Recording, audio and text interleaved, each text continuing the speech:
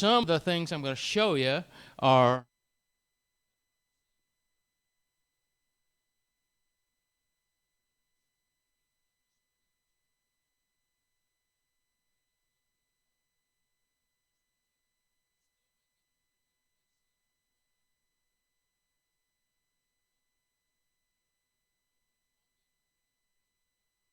put up here on the screen. All right. Welcome. Thank you for coming. Thank you for coming back. I appreciate people who come, but they don't always come back. After the first time, they said, well, we've had enough of that and enough of him. At least in the Methodist Church, evening church is sort of like supper on Thanksgiving Day. It's you've already had lunch, and when supper rolls around, you think, I'm still full from noon, and that's how Methodists are at 6 o'clock on Sunday evening. Baptists, though, they're different. Baptists have guilt, and Methodists don't have that problem. Okay, maybe we need to form a new church somewhere in between those two, so Baptists guilt them back into evening service. Whatever works. Yes, thank you. Exactly right. Don't get me started. I've got so many deep water jokes that in fact, brother, I brought this just for you, just to get you feeling too dry in this summer heat. How dry he is. Oh, all right. The Sermon on the Mount. This was originally going to be one of 4 Bible studies, and then the more I studied, the more I realized I can't even squeeze it into one session. There's so much there. So I'm going to try. I'll talk real fast, all right? And I apologize already for that. Remember, the history of the world is the story of humankind's continuous effort to find happiness in something other than God. And everywhere you look, you see that played out. Everywhere it's manifested. Even a lot of church people are that way, trying to find happiness somewhere other than the prescribed way in Scripture. We say, well, church, surely it shouldn't be so blank, so let's make it that, and we'll come up with some new gimmick, and still wonder why we don't feel fulfilled way down in our souls. Yes, thank you. Oh, that wasn't for me. Thank you. I just assume it's all about me. I'm sorry. E. Stanley Jones said, we discover ultimate happiness and meaning in the kingdom of God. And he ain't just blowing smoke up your shirt. He really means it. That's not just for Christians, it's for everybody. And specifically, he said, if you want to know exactly how to find that happiness, it particularly is in self-surrender. Dan put me onto this a couple of months ago, and he said, look at what Stanley Jones said about self-surrender. And you are so right. Most of us chase worldly pleasure to find happiness, and in chasing worldly pleasure, we miss happiness. But we keep on doing it. And the Sermon on the Mount now is an exposition of the principles of the kingdom, which will bring you true, deep down, intrinsic happiness. And that doesn't mean entertainment. It means you will live the way you were designed to live. The way God intended. You will be conforming to the principles of creation and fulfilling your purpose. Because it doesn't matter if what you try. I mean, you're free to do whatever you want, but if you don't conform to the principles of the kingdom, something is wrong in your life, whether you admit it or not. Even if you won't admit it, others probably, it's obvious to them. And so I don't want to be that way. I don't want to waste my one life trying to find happiness where I was never intended to find it. And these principles are true of the rankest atheist, not just Christians. The Sermon on the Mount is this exposition of Jesus' principles. On face value, the it seems beautiful, it seems sort of ideal, but it enraged Jesus' religious enemies. And this was largely because of this. He was laying down the gauntlet, and he was talking about contrast, because in the edges were the Pharisees, the legalistic religious Pharisees, and much of this is sort of directed toward them too. And if you want to see when he really pulls out the stops, go to Matthew 23, and he just lets them have it and leaves them as road pizza on the theological path to heaven. The overall message is, when we put ourselves on the throne of life, we miss abundant life. But when we take ourselves off the throne, put ourselves over to one side, and put the Lord on the throne, well, abundant life finds us. Seek first the kingdom and his righteousness. Those are two different things. Seek first the kingdom and his righteousness, and then what happens? All these things shall be added unto you as well. And that's what that means. And I want to learn how. The setting of the Sermon on the Mount is early in Jesus' ministry. He was, if you don't know the Holy Land, and I've never been there, but I'm going one of these days, if somebody over there will ask me to preach and pay for my ticket. But this is basically where the Holy Land in Jesus' day.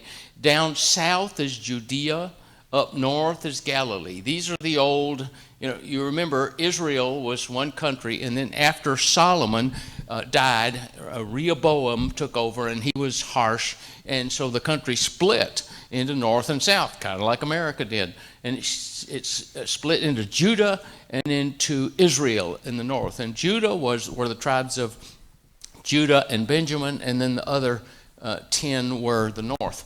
They were different because Judah was somewhat faithful. And it all had to do with their kings. They had a faithful king who would try to serve the Lord and follow the law. Then they have an unfaithful king who would follow the Baals. They would follow the religion of the nations around, the main one of which was Baalism. And Baalism was known because it, worshiped the earth. They worshiped the earth. Does any of this sound familiar? And number two, they were preoccupied with sex and any way you wanted it. They imagined that the gods practiced it, and so when they did, they were pleasing the gods toward some noble purpose of fertility of the crops and rain and all that.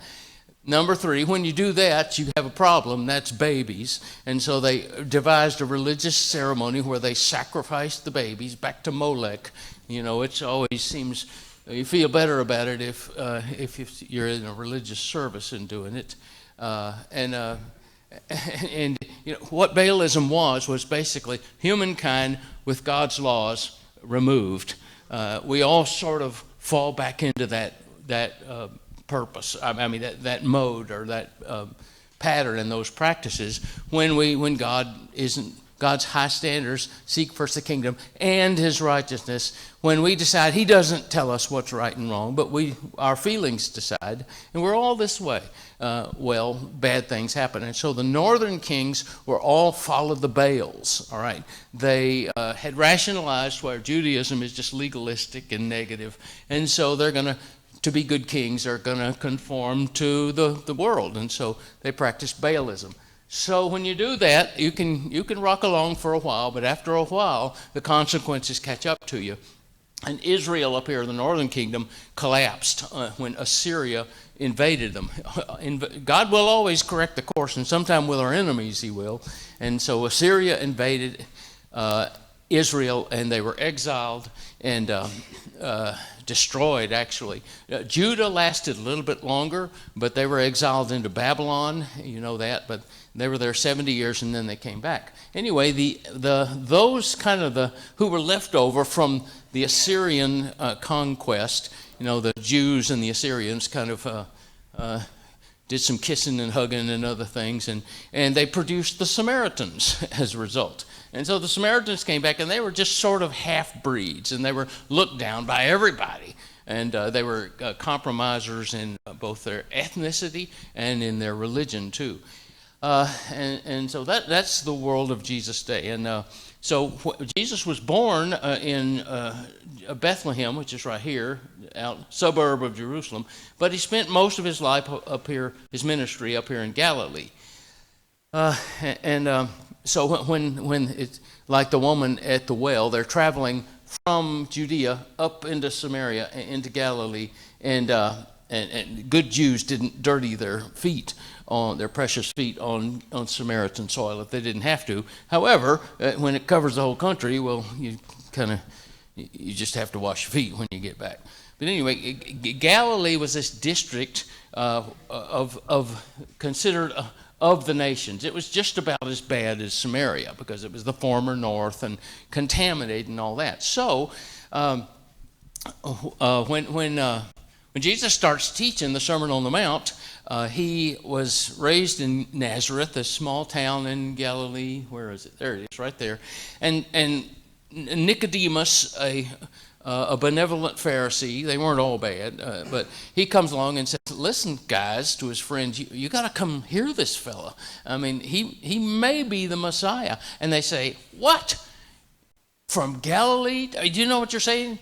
The Messiah is not going to come out of Galilee, all right? I mean, anywhere but Galilee. And have you heard him? And Nicodemus says, no, give him a hearing, give him a hearing. When Galileans were seen kind of like people from Mississippi, they were made fun of, or Texas, for their accent, and they weren't allowed to read the scriptures in the temple or the synagogue because of their corny accent. And you remember when Peter was standing at the fire before the trial, and people recognized him. They said, I recognize you. You've got a Galilean accent. See, Peter talked like that, or however he talked. And it just kind of stood out. And the Pharisees went, oh, you're not like us. You know how we are. But anyway, and so he was off the Sea of Galilee, which in the Mount of Beatitudes is thought to be right there. And I'm sure it's got a 8 Days Inn and a Hilton on it now, if you've ever been there, but they've improved upon it, since. But and it begins with the Beatitudes. He stands up and he talks about happiness, which is what everybody wants, right? And we've all got our ideas, and aren't we funny? I have had umbrellas here before, and in fact they're in my trailer, but I didn't bring them in. But we spread out with conservative over on the right and liberal on the left, and everybody else sort of in between somewhere.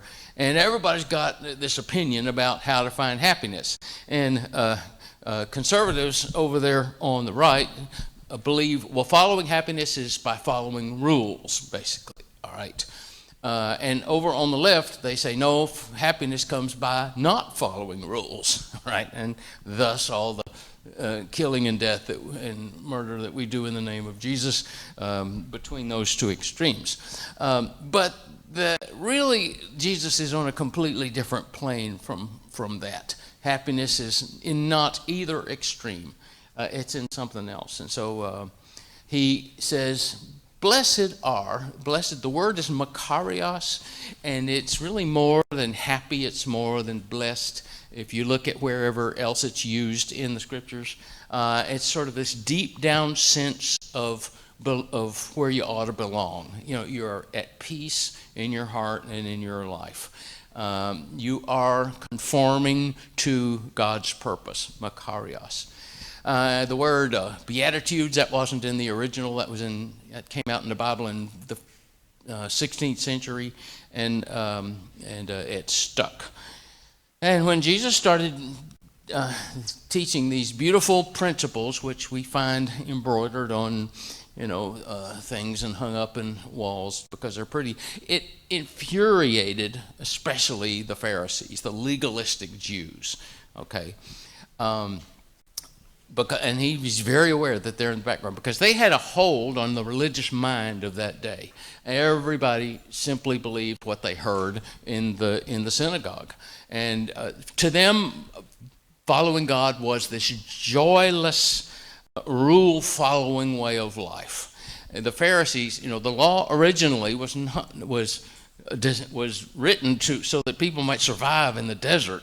But by the time the Pharisees came along, they had codified it into 600 or more rules and laws that Jews had to live by, and it was meant to set the Jews free within their limits. But the Pharisees had made it this prison house of external rituals and prohibitions. And you on the Sabbath especially, you were a prisoner of your own home, and you couldn't do any work except in certain conditions. You couldn't walk to a well and get water unless you tied a rope to your house and carried it and tied it to the well also, and that made it an extension of your house. That was actually one of the laws of the. And so Jesus was teaching this in context of these religious prison keepers. They were jailers, is what they were, and religion had become, following God had just become miserable. And so he starts out and he says, "Blessed are the poor in spirit, Makarios are the poor in spirit, for theirs is the kingdom of heaven." Now here's what you on the back won't be able to read. All right, and feel free to move up if you want to. I want to show you the Greek. This is just so wonderful. Greek is not that hard to understand if you know where to get it on the internet. Anybody can sound like a scholar who has the internet. And I'll tell you, spontaneity takes preparation, all right? So if you want to seem spontaneous, well, do a lot of work ahead of time just to appear that way. And so the first one is Makarios, Makarioi, that's plural, the ending, are the poor ones, the patochioi, patochos, singular, patochoi, plural, in the spirit. Pneuma, like a pneumatic drill, it means the air or spirit. For theirs is the kingdom of the heavens. Opposite, if you look at other places in the scripture, but the opposite of this poor in spirit is proud, arrogant, self-sufficient. You sense your need for God, not just, there's several words for poor, not just when you're poor, like we all are during COVID and all that, but let's see, there's a Pentecost is poor, like we're poor, but this is patochos, and this is deathly poor, starving poor, when you are this way. And that's not what we think about as something that'll bring happiness, is it? Jesus also uses this word when he's sitting and watching people bring their tithe, and he watches all these people dropping their coins. But especially impressive is this widow who puts in her 2 little copper coins. He knows she can't afford it. And he gets real impressed. He said, "Look, Peter, did you see her? Did you see her?" And Peter goes, "Do what?" And he says, yeah, she put in 2 little coins, and I'm telling you, she couldn't afford it. She gave all she had. Now, her gift impressed the Lord more than all those others who were just doing it, saying, yes, I know, thank you, for the appearance of things. When they pass the plate in church and you reach in your billfold, aren't you terrified you're going to have nothing but $100 bills in there? You're not going to have a 1 in there because you want to pull it out, and kind of put it in there. But you fold it up so the usher won't see that it's just a 1, okay? Right? Priorities and all that. And so patochos, this word that he uses, is deathly poor, near the point of starvation. And he's saying this with the Pharisees in mind, who do what they do with their religious rituals to be seen by others. Jesus said, that's not what impresses God, doing the impressive handstands and mumbo jumbo that so many of them do. Today, this sort of contrasts with the idea, in my opinion, that it's all about me, that it's all about my rights, it's all about my pleasure, It's all about my gratification, my empowerment, me getting what I want. And if it hurts you, well, that's just too bad, all right? Because it's all about me. Man, that's pretty easy to sell, because we're all kind of fallen and self-centered, and we've got feelings and all that. And if a whole room full is saying, yeah, go for it, well, that's easier to go for it. Trouble is, there's those long-range consequences. Well, how will this affect you a year from now, 5, 10 years from now? How will it affect the children who look at you, who watch you, and set you as their example? So, but it also, I think, flies in the face of the prosperity gospel people who say, it's the more you pray, the more you'll gain. That God wants you rich, and any ideology that focuses on the self and the gratification is impoverishing. Jesus says it is ultimately. The straightest path to misery is in demanding happiness. The straightest path to misery is in demanding happiness. Remember the Pharisee and the publican. The Pharisee, they all remember that they were the ones who dressed up in their finery, stood up at the front and thanked God, and Jesus said, God doesn't hear you, he doesn't hear him. He's wasting his breath and getting all dressed up with no reason, nobody to impress. Who impresses him?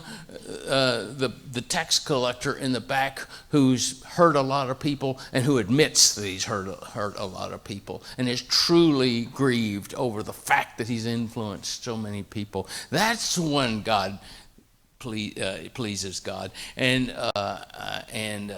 So the sooner that you begin getting into the mindset and heart set of the publican, the sooner you're going to begin to find happiness. This illustration has been used a lot.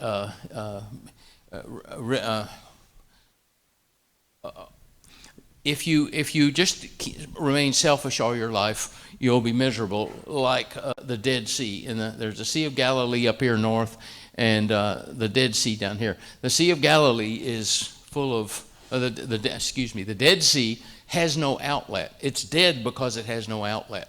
I've been told when you go swimming, you can float on the top and read a book without those floaty things. Because it has inflow, but it doesn't have any outlet. And thus it's dead. And so thus will you be dead, and so will I, if we have no outlet. The Sea of Galilee, however, has inflow and outflow too. It takes life, but it also gives its own life and shares it with others. And so if we are only takers and it's all about us, we too will end up dead. Spiritually and maybe otherwise too. Isn't that something? Isn't that right? Okay, blessed are those, or the mourn, the pentheo, from which we get the word penitent right there, penthontes. Where am I? Get away from my notes a second, I ramble. In Greek, there's 9 different words for to mourn or to grieve. And this is not just grieving over death. This is penitence or regret. Whoa, blessed are you who regret, is what it is, who truly feel pain over regrets. I feel pain over regrets. Now, I didn't do really any of those wild things that would make my mother ashamed and all that. But, we all, if you don't have regrets, I worry about you, all right?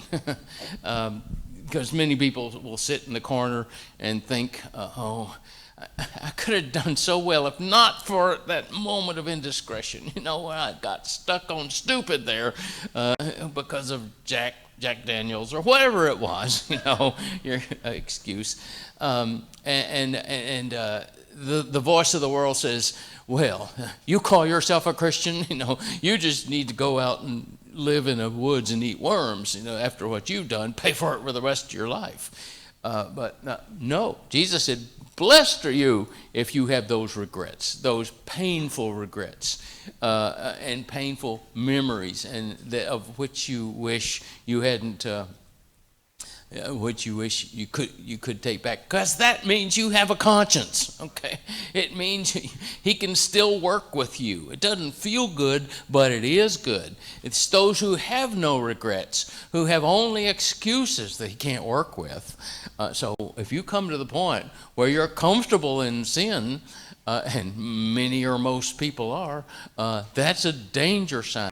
However, you may not have a conscience, you may not feel guilty. Even so, it will manifest in some way, in bitterness, in anger, at people who didn't do what you did, and way down inside you're thinking, boy, I can't stand them because they're not like me. They didn't do what I did and all that. Anyway, all that's sort of wrapped up in this word grieving, who suffer over unrighteousness or lots of things. And looking in other places where this word is used, the opposite is pride, a popular word today. Well, I'm proud of myself in a lot of ways, as we all are. Of course, it depends on what you're proud of and why, what your motive is. But Paul, look, here's an example of where this pride, which is the opposite, is, I'm sorry, this one. Well, where is it? Okay. In the pride of his face, the wicked does not seek him. All his thoughts are, there is no God. When pride comes, then comes disgrace. But with humility comes with wisdom.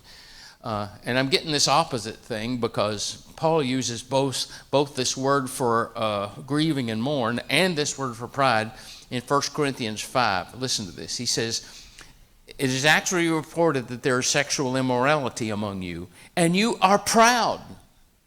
Shouldn't you rather have gone into penithos, into grieving instead, and have put this man out of your fellowship? So you see how the world is completely at hostility with this. That's why when you got to think kingdom, you're going to think not in a non-conforming way, and you're going to maybe the only kid in the room. I got to move on here.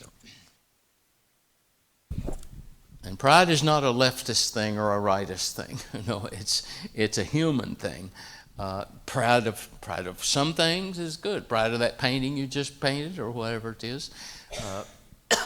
In my life, I thought someone asked, what's the proudest thing at your age in your life? And is it your life of service? And I said, no, I guess it's the fact that I look around and other preachers look older than I do. I'm proud of that. No. And I'm saying, Lord, be merciful to me, a small little sinner.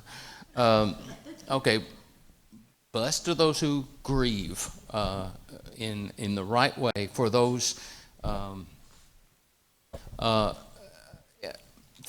grieve, for they shall be being consoled. And the Greek has verb tenses we don't have. If you grieve in that way, all right, you shall be being consoled. That is a Greek verb tense, and in that word is Holy Spirit. The Holy Spirit is the paraclete, the one alongside you, and in the Greek is see paraclete in there. They shall be being consoled by one who is near you, by the one alongside you, by the Lord. Isn't that amazing to me, to you? All right. Where am I? Okay. Blessed are the meek, for they shall inherit the earth. Where is the meek in my notes? All right. Meek is preotes, and Paul uses it in Ephesians 4. As a prisoner for the Lord, I urge you to live a life worthy of the calling you've received. Be completely humble and not partially. You know, humility is an elusive virtue. If you've got it and you admit it, then you haven't got it. It's strange. It's hard. Be completely humble and gentle, meek. There's that word. and be patient, bearing with one another, making every effort to keep the unity of the Spirit. In other words, I'm supposed to be meek for your sake. All right, I'm not supposed to be up here strutting, saying I'm bad, we bad, and not thinking about you. I'm supposed to be saying you bad. You are not far from the kingdom, and I'm supposed to be becoming completely selfless in order to lift you up, for they shall be enjoying the allotment of the land. And that means the things that the Lord intended to give you to feed your soul and to make you healthy are going to just automatically come when you are a completely meek person and you live for the goodness and the uplifting of others. Now, the world's never going to figure that out, but it ought to be obvious to us kingdom people. We inherit the earth. Everybody's out there striving for happiness and not finding it.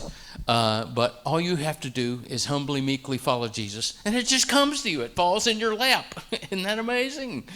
How that happens? And it's just astounding to me. I just cannot understand it completely. But all right. Let's see. Blessing. I get to talking and I forget where. Anyway, I keep saying that. In my old age, I repeat myself a lot. Blessed are those who where am I? Who hunger. I gotta hurry too because I'm behind already. Who hunger and thirst for righteousness, for they shall be filled. Blessed are the ones hungering and thirsting. That's a present active tense. That means it's ongoing right now. Right now you are frustrated because of the world, because of how things are going outside that aren't going God's way. You are continuously frustrated. All right. For they shall be being satisfied. That's future tense, future passive tense. And that's important. You're frustrated now, but out in the future, it's going to be all right, okay? And I can hang on to that if I know that my frustrations are going to be alleviated. Why? Because the processes of nature of the kingdom are just going to work themselves out. So we need to be able to be satisfied because his kingdom's coming, and one day it's going to have completely come. That's why Jesus had death all around him and unrighteousness and never affected him. I mean, in his own heart, in his own peace, because he knew what was going to happen. He knew that these processes, he backed off and saw it from the kingdom picture. And he knew that eventually it's going to work out. And, you can know that. You can sit through a child's, the terrible twos, if you know that when she's 22, she's going to turn out like Mindy Florian, can't you? And I'm sure you weren't terrible when you were 2. Right. Okay. You want to confess? No, this is not the time. The hungering and thirsting, present active, for they shall be being satisfied. You ache to see right prevail, but you will experience this deep inner gratification. Okay, where am I? Who are those all around us? Those who ache for selfish things to happen. Those who hunger and thirst for unrighteousness. What do? They never get satisfied. You are not going to scream your way into happiness. I don't care how loud you scream, how many buildings you torch. You're not going to gain happiness that way. They shall not be being satisfied. Those who ache to see right prevail. Blessed are the merciful, for they will be shown mercy. This is kind of kingdom reciprocity. If I preach tonight, and I don't know if I will or not, if the real evangelist shows up, I will. But I will preach about this. We're all concerned over people showing us mercy. People showing, righting the wrongs that they owe us, either real or imagined. Well, Jesus said, well, stop right there. First, you show mercies toward them. All right, you put yourself in the other shoes, and you start showing mercy to them instead of trying to extract mercy out of them in order to pay you what they owe you. So if first you show them mercy, even if they don't deserve mercy, what shall happen? They shall be being mercied. I like that. If you show others mercy, you show mercies. You know what happened? They show you mercy.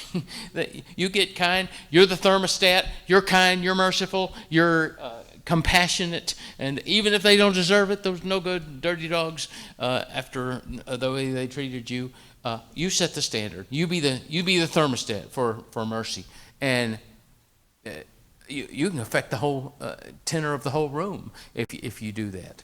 And that just makes sense.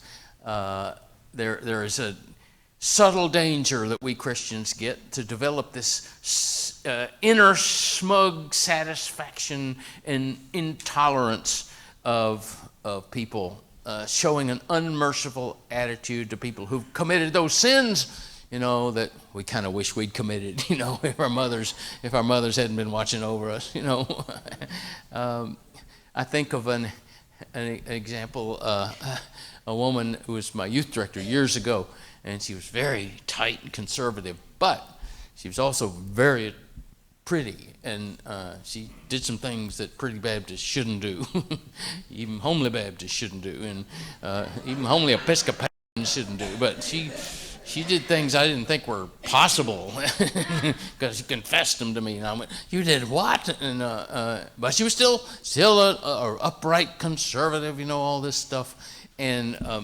I've been watching her on Facebook, and she takes these adamant stands against vaccinations and against masks, and it's a conspiracy, and she is the number one conspiracy person about the evil government coming down on us, and she refused to get all things. You know what happened at Christmas? She died of COVID. Yeah, I know. and I kind of almost expected that to happen. She got so righteous, she became unrighteous. So she showed no mercy. And I think she did that because she's brought up right in a strong conservative church. But she became legalistic, and she became haughty and righteous.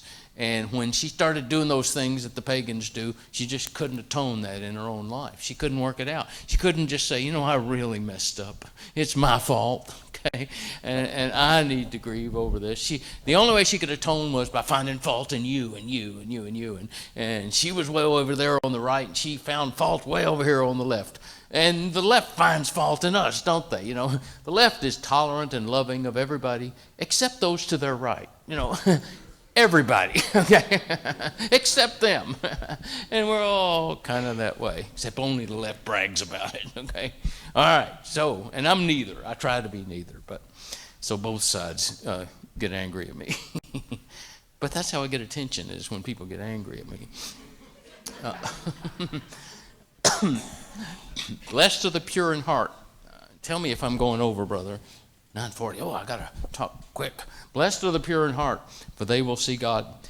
Excuse me, I'm sorry. That's gross. The pure is, where is it? Katharoi, from which we get catharsis. All right. And it means, let's see, where is it? It means undivided, pure. The opposite is duplicitous. Duplicitous is you're one thing on the outside, but you're another thing on the inside. The word integrity means you're the same inside and out. If you proclaim righteousness, you are truly righteous when nobody's looking, even on the computer, when you're home all by yourself. Even when you're out of town all by yourself and you can get away with stuff. If you claim to be righteous, you are righteous. That's a trait that God values very highly in us, and all that's in the catharsis. Who do you know? Who do you know who? Counselors recognize the philanderer's grin. Body language. I can smell a philanderer 40 feet away. Okay, I just recognize it, and the body language, the artificial confidence. The constant chatter, which I'm sort of doing myself here, or you're a preacher and you're paid to do it. But the constant chatter about meaningless stuff, afraid that if I stop, you'll look at me and say, I know all about you. No, it's not true. It's a lie. That's the opposite of this, is the duplicitous person who's putting on a show. But blessed are you if you are not that way. If you are pure in heart, if you are undivided. Who do you know? Give me a name of someone who is this way, is pure in heart. Nobody. All right, good. E. Stanley Jones. Yes, that's right. Anybody else? Anybody else? Mother Teresa. Billy Graham. Yes, sir. Evelyn Laycock. Absolutely. Your daddy. Who? John Hobbs. Yes. Bless his soul. I want to see John Hobbs in heaven. Tom Nisbet, I think. I've known that guy half my life. I've never seen him sin. Okay, well, anyway. Now, in whose life are you trying to be that person? Okay, you don't have to answer that. But notice, you remember, when I said, who do you remember? They're all gone, I think, that all those who, almost. Yet you still remember them. The psalmist said several times, the Lord will honor the memory of a righteous person. Isn't that true? And so if you are a righteous person, you're going to be remembered long past. If you are this, pure in heart, you are going to be remembered long after everyone else is forgotten. All right.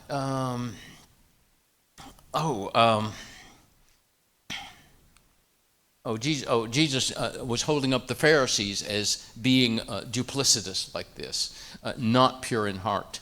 They were trying to trap him. They're very religious. You know anybody like this? No names, but they're very into the rituals and all that. But at the same time, they're very unrighteous in their personal lives. It's sort of like the rituals take the place of the righteous. So they're substitutes for righteousness.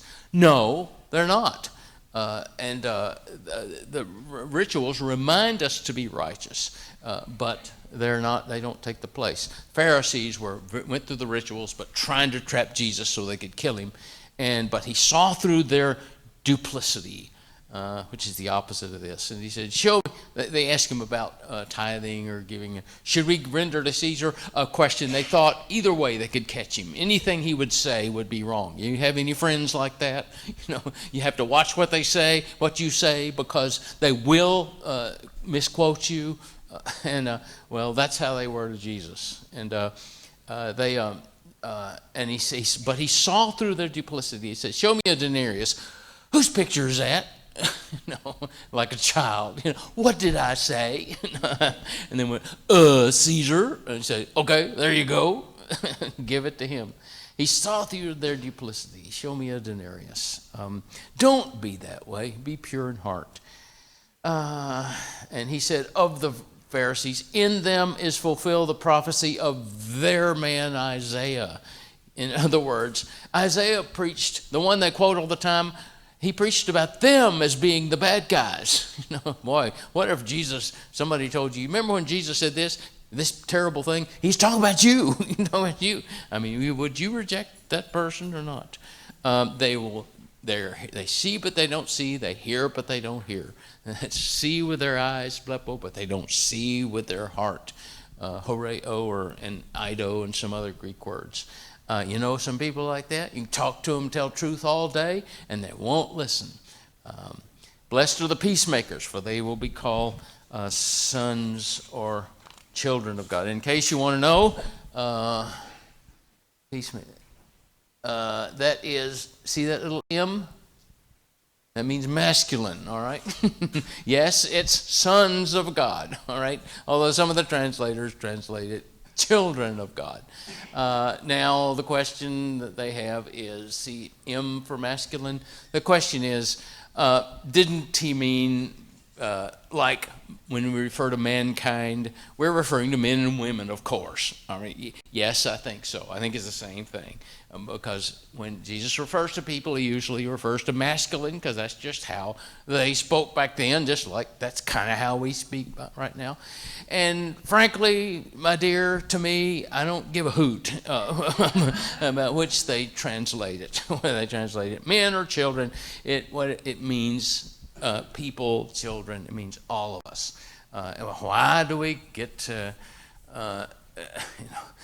that tempest in a teapot when what really matters is our relationships and things? So blessed are the peacemakers, the Irene, and that's from which we get the name Irene. Isn't that sweet? So you who are so full of peace that it's contagious.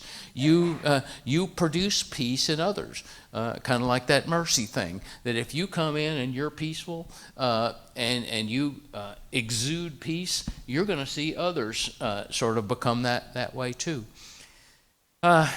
Romans 8:6, the mind set on the flesh is death, but the mind set on the spirit is life and peace. Yes, it is, because you're in harmony with nature, with the kingdom. If you want to be powerful, first be peaceful. Stanley Jones' friend Mohandas Gandhi said, I won't hate you. He said, the British were trying to retain control over India in the 30s and late 40s. They finally got their freedom in 47, I think, and that was largely because of Gandhi. And he was thrown into jail, punished by the British for resisting them. And he said, I won't hate you when you're wrong, neither will I obey you.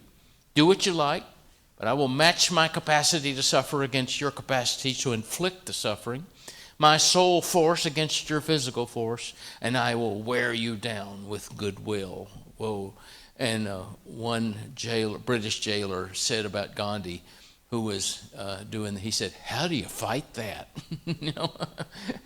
And yes, Gandhi considered being a Christian, but he went to a church in South Africa, a Methodist church, walked up to it, and the usher turned him around and said, no black people in this church. And Gandhi walked away because of that. And Gandhi said, I would become a Christian if I could just find one. And Oh, no, how sad. And finally, and when the preacher says, and finally, you know what it means? Yeah, right. It means nothing, actually, is what it means. It means it's about halfway through, maybe, unless he thinks up something else to say. So don't grab your purse, because after that there's an in closing and in conclusion and summary and lastly. There's lastly. So when I say lastly, which isn't even a word, well, grab your purse. All right. Blessed are those who are persecuted. 9:50. Have I got till 10? Is that right? Have I got till 10? 3 till. All right. Okay. All right. And if it starts at 10, well, the prayer groups are just shot. Is that right? Okay. Blessed are those, the verb tense, having been persecuted. That's in the past. Can you remember a time when you've been persecuted? Boy, I sure can. It's largely because of that. I got out of the pastorate. I just couldn't take it anymore. Blessed are you who have a memory of being persecuted. Past perfect. It happened a long time ago and it's over. That's what that means. Who carry the memory. For theirs is the kingdom of heaven. I have trouble with this one. And yet it's true even so. If you can get past it, if you understand that you were persecuted for righteousness' sake, then no good deed goes unpunished. Remember that. That's scriptural. It's in the book of Hesitations and in the Gospel of Thomas. It's in the Greek, somewhere or something, or maybe it's the Hebrew. But if you see this clearly in American politics, George Orwell said, "In a time of universal deceit, telling the truth is a revolutionary act." There's a lot more persecution for being Christian going on now than there was 100 years ago, because Christianity is so politically incorrect. Because the other side has decided if we scream loud enough, long enough, what we're screaming will come true. You know what that is? That's the big lie. And who perfected that? Joseph Goebbels, who had a PhD, Hitler's henchman. But it's been going on ever since then. They just changed uniforms and causes, and it's still all about me and all about power and crushing you and all that. But if you have the memory of persecution, and if you don't, well, where have you been? I mean, wasn't something worth dying for in life? But the more verbal you are about your faith, the more you'll be persecuted. Society boasts of tolerance and of diversity and demands conformity. Okay, what that means is we tolerate diversity as long as you're just like me, right? And which doesn't make a lot of sense. So peacemakers need to get used to the sight of their own blood. When you can come to the point where you can look back on that and truly understand, I did this because I was faithful, and God is smiling on me and saying, well done, because I was faithful. Those folks, they have their problems, but I shouldn't spend the rest of my life trying to get back at them, okay? Because I won't. That's a hopeless case. I need to be worried about my sins. Am I persecuting anybody, all right? Because I don't want to. We tend to do that. We get persecuted, and we respond by persecuting others, by becoming just like them, by conforming to them. Don't do that, all right? Because you'll have your reward, and it won't be a good one. But if you can say, no, it ends with me, all right, and I'm going to be kind back. You'll be a powerful person if you are kind back, and if you can just put that to bed in your past and say, it is well, Lord, because look at shouldn't Jesus have been bitter? But he didn't. And look what happened. He changed the world. All right, I'm about done. Let me summarize it up. Blessed are you. Oh, this is the only one where he repeats himself, because he knows it's really going to happen to them. It's already happening when they revile you and persecute you and say all kinds of evil against you because of me. What do? You rejoice and be very glad. He piles on the superlatives here. Rejoice and be exceedingly glad. What? I'm not there yet, because great is your reward in heaven. And that's not just after you die. Great is your kingdom reward. That if you're thinking kingdom and perceiving it all through your kingdom eyes, even that is, you know what?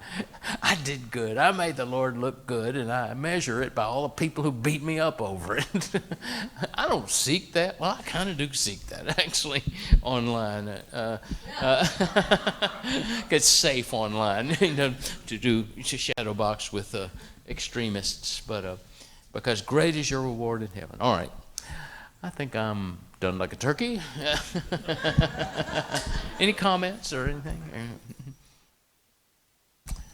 All right.